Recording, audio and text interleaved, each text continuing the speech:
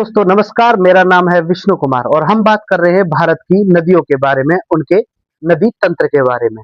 तो सबसे पहला नदी तंत्र हम पढ़ेंगे सिंधु नदी तंत्र। देखिए, सिंधु नदी का उद्गम मानसरोवर झील के पास तिब्बत में स्थित सिंगी खम्बन ग्लेशियर से होता है। सिंधु नदी भारत से निकलकर लद्दाख क्षेत्र में होते हुए और पाकिस्तान में पहुंचती है और वहां से फिर ये अपना जो जल है वो अरब सागर में गिराती है। इस नदी की कुल लंबाई 2880 किलोमीटर है, 2880 किलोमीटर।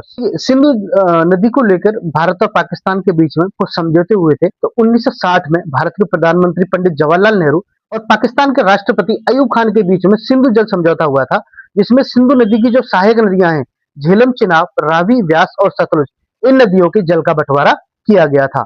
तो इस समझौते के अंतर्गत सिंधु, झेलम और चिनाब इन तीन नदियों का पानी पाकिस्तान को और रावी, व्यास और सतलुज इन तीन नदियों का पानी भारत को दिया गया था। सिंधु नदी की सहायक नदियां झेलम, चिनाब, रावी, व्यास और सतलुज, इन नदियों के छोटे छोटा रिकैप कर लेते हैं। तो देखिए, जो झेलम नदी है, झेलम नदी का उद्गम दरीनाग झील जम्मू कश्मीर से होता है और आगे चलकर यह नदी चिनाब नदी में अपना जल विसर्जित कर देती है। दूसरी है चिनाब। चिनाब नदी का उद्गम बारालाचा दर्रा हिमाचल प्रदेश से होता है और यह नदी दो नदियां चंद्र और भागा के संगम से बनती है, इसलिए इसको स्टार्टिंग में चंद्रभागा के नाम से जाना जाता है। इस नदी का प्रवाह क्षेत्र हिमाचल प्रदेश, जम्मू कश्मीर और पाकिस्तान है। पाकिस्तान में यह नदी सिंधु नदी में अपना जल विसर्जित करती है। अगली है रावी नदी।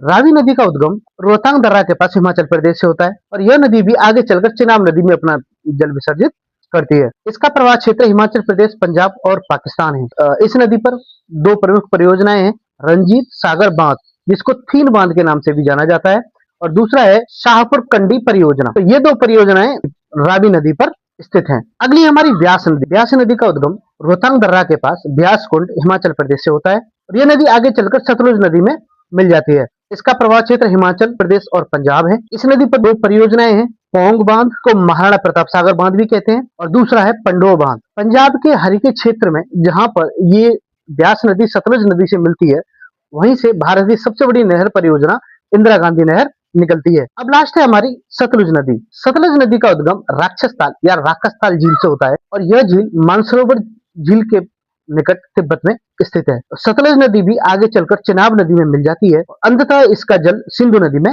पहुंचता है। इसका प्रवाह क्षेत्र तिब्बत, हिमाचल प्रदेश और पाकिस्तान है। इस नदी पर दो परियोजनाएं हैं, भाखड़ा नागल परियोजना और नाथपा झाकड़ी परियोजना।